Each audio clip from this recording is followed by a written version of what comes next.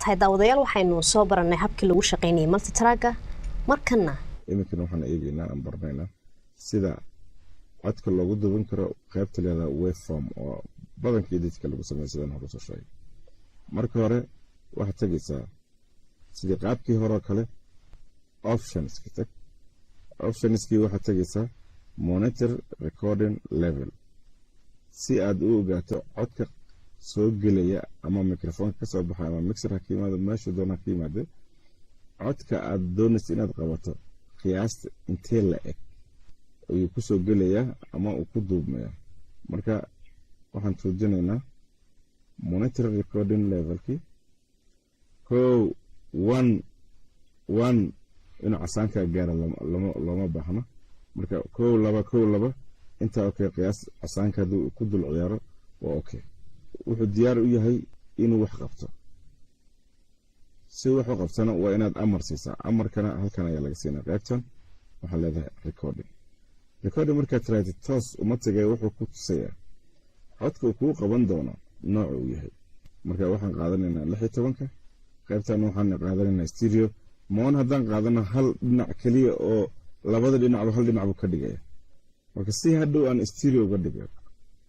aan laba dhinac looga dhigno waxaan leenahay stereo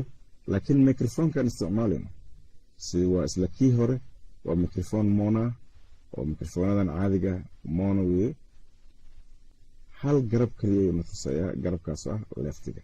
marka waxaan leenahay okay بسم الله الرحمن الرحيم السلام عليكم ورحمة الله وبركاته kusoo dhawaada shabakada caalamiga ah qabeel ee barashada hoyga multimedia kadib markaan dhameysano stop marka waxaad eegaysaa codka ku duubnay masaxba بسم الله الرحمن الرحيم السلام عليكم ورحمة الله وبركاته kusoo dhawaada shabakada caalamiga ah qabeel safe qaybtan badanka waxa la yiraahdaa safe as magacaadu baxsanaysidna isla magacii hore ama waxaad oran kartaa waveform ama de magacii qofkii codka aad ka duubtay sida maaday waveform iska tur maaday u daaso haddaad doonto 1 2 3 4 waxa doonto raaci marka waxaad tiraahdaa safe okay de wayna soo fiirsanaa